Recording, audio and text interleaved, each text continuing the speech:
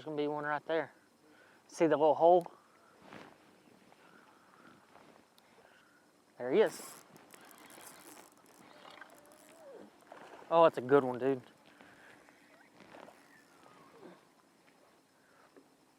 Come on, baby. Are you want back over there? Okay.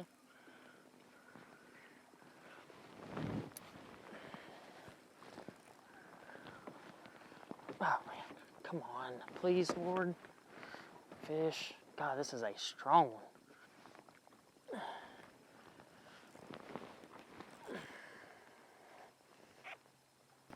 Dang. I mean, it's a big one, though.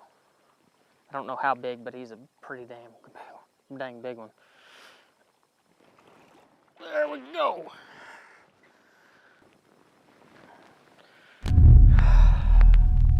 Stop number 5 of the FLW Tour is over and done with here on Cherokee Lake.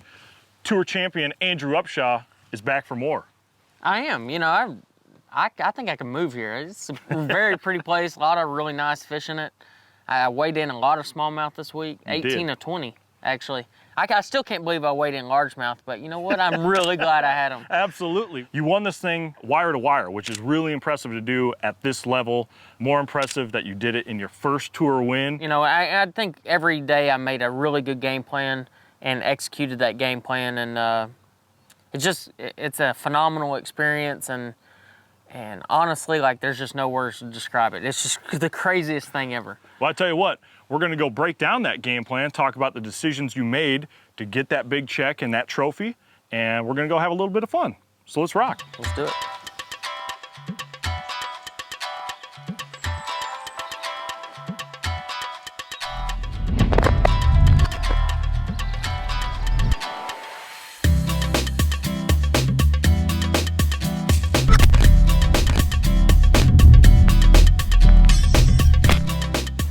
Well, Andrew, slightly different conditions today than we had the entire event, which was actually pretty gorgeous, but it's cold and super windy now.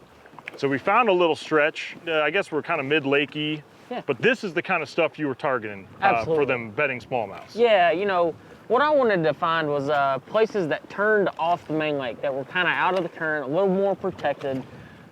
In this case, this one's kind of set up behind a couple islands.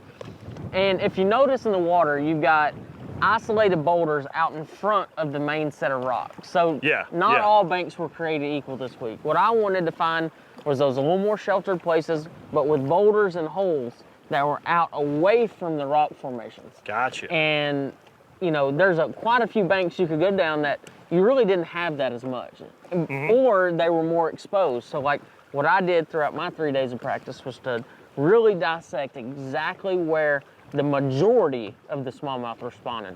Now, they would spawn behind an isolated rock here or there down straight banks, but in this case, I was looking for groups of them, because when you'd find that group of them, you could pitch behind every rock in consecutive pitches and get bit all down one single stretch. Sure.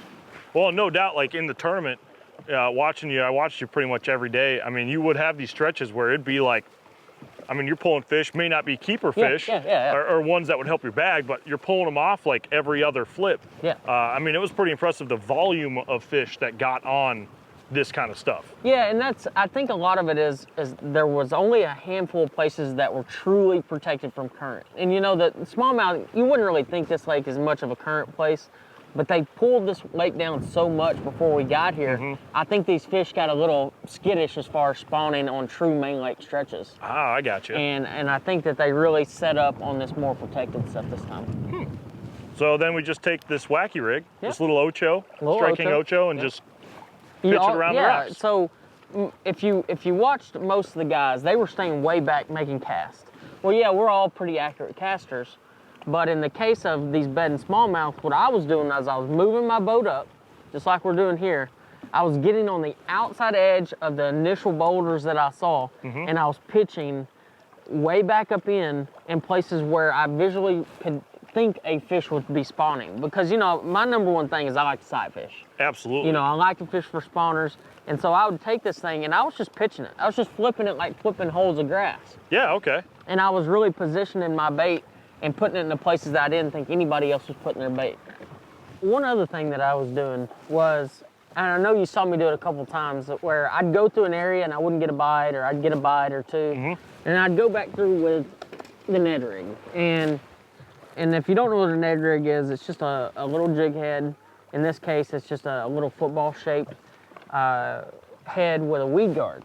And not a lot of guys were throwing the weed guard. No. And I like one with a weed guard just solely because I can get it in and around brush and rock. Sure. And in a lot of cases, there was a kind of a mixture on some of these places, like stumps and things like that. And I was able to get it in and around things that I felt like others couldn't, and I wasn't getting hung as much. Oh, I got you. But I was taking that same 4-inch Ocho, and I was cutting it down to about 3 inches, around in that range. But what I would do is I'd go back through those stretches that I just fished and fish out a little bit further. And so I was pitching still, but I was pitching a little bit deeper boulders, and that's where that 1/8 Ned came into play. And it did actually, I did weigh in, I think 3 on it this week. So, I mean, same kind of deal, like you're still pitching, but instead of pitching up in Instead here, of going up, you're right out here. in an event where there's so many of the fish that are the same size and everyone's kind of dialed in on sort of the same program, you got to do something to set yourself apart, and that's where practice comes in. Yeah, in practice. So like, I was, in practice I was using a drop shot, a Strike King half shell. And what I was doing is I was putting a, like one of those little wire keepers that you have on like a front of a swim bait hook. Yep. And I was tying it on my drop shot and just screw locking that little drop shot bait on there, and I'd pitch it up in there. Yeah, a little hitchhiker. It was a little hitchhiker, yeah. And so when I'd have one bite it, I'd pull them up, and if they dropped it before I got to see them, I'd pitch it back in there and eat it, and I'd pull them up until I actually got to see the fish. And so I would at least determine if I was around, you know, the better quality fish, not necessarily that one fish, but like if I got in a stretch where it was nothing but 15 inches, I didn't even mark that. Yeah, like I was solely focused on those 2 3/4 plus. And the mixture on day one, I had a lot of sight fish. I did go looking, and I mean that's what I like to do. I like to sight fish For sure. And I had quite a few marked. I mean, I actually had a bunch, and a lot of my bag on day one was sight fish that I knew were there. I knew what size they were, you know, estimated. I knew what they were, and ended up catching them and weighed in the biggest bag on day one for sure. So, you know, as far as that goes, like it was fun, man. Like when you get to see those smallmouth and how aggressive they are when they eat. Yeah. Like, but the nice thing was I knew exactly when I pitched in there. There was no guesswork. I was like, I'm gonna get a bite right here, so I need to be like super ready. Like, For sure. So there wasn't a whole lot of guessing. And it was kind of cool that even though you weren't sight fishing later on in the event, you at least had the knowledge of what you were coming up to. You knew this waypoint here was a 3.5. You knew exactly. I know you even you caught some. I think on day 2 that you said you caught on day 1. I did. I caught 2 3-pounders. Yeah, I caught 2 3-pounders that I caught on day 1. Weighed them, put them back. And one of them would have actually culled by about 3 ounces, but I knew I already had over 18, and so I was like, you know what? I know it's kind of rolling the dice here, but I'm just gonna throw it back. And I was very fortunate I caught both of them. Yeah. So, you know, that I did that with. So, I mean, it worked out really well. Yeah, it comes back into that whole game plan just falling into place. Actually, that 3-pounder I caught across the lake. I think it was like my 3rd 3-pounder on day 4.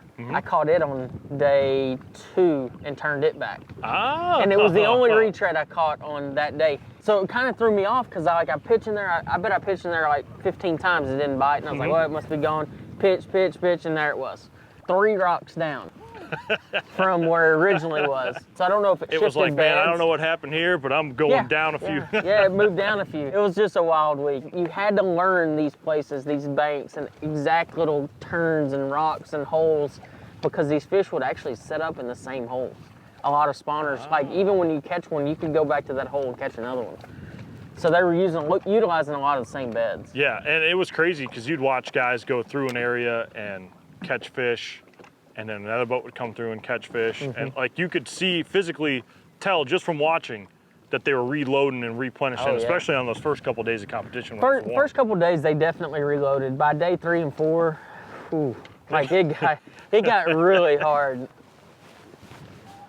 I really felt like my equipment was like the most important thing in the world. And for throwing my wacky rig around all these holes, the rod was a Team Lew's custom pro speed stick and a dock sniper rod. This was a rod that I helped design for Lew's a while back for a dock shooting from crappie fishing.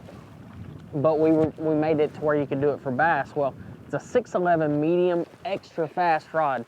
It has a lot of tip. So, and that's what you needed for this wacky rig. So when you'd set the hook, you wanted the rod to be very parabolic, but you had to have that backbone to be able to load them up. And it also helped with making really accurate pitches to these rocks. And I was using a Team Lew's Custom Pro 3000 size spinning reel with 10-pound Seaguar Smackdown braid tied to a 6-pound Seaguar BizX leader. Really and truly, when it came down to pitching this wacky rig around, like, I definitely had the right gear and everything was perfect for this situation.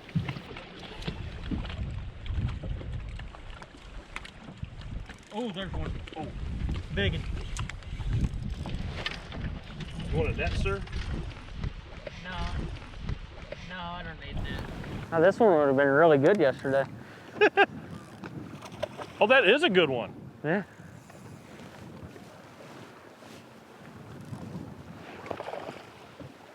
Well, looky there. I know how to catch a bass. You can do it, man. I can do it. Broke off. Oh no! Oh no! A very impressive and nonchalant boat flip. I like it. Boom, piece of cake. But that's exactly what I was doing, is just pitching these isolated boulders and catching some good ones. That is a good one. I bet he's close to 3. Yeah. Let's see how much he weighs. Let's put him on the scale. Let's put him on the scale. Let's see. Let's see, how much did this one weigh? 2 3/4? Nope, 310, 308. Woo! Good. Yeah, that one helped yesterday. Yeah. Being that you worked your way up, you know, you fished in college, you've been on tour now for 8 years, I think. Yeah. Like, you know, you put your time in, you've put the effort in, and, you know, you've done well, but this, you know, is everyone's goal. Yeah. And, you know, watching it all come together yesterday, can you even still put it into words? I can't. You know, the thing was, I always thought I'd win a coastal before I won a tour event. And the thing was, I've been so close so many times on coastals. I've led, you know, going into day 1, day 2, going into day 3, you know, and but I've never been in this position on the tour. Like, I've been in top 10s. I've had a couple of top 10s, but you know, to win any tournament is a good deal. I don't care if you're winning your club tournaments, your BFLs, your Costas, whatever it may be.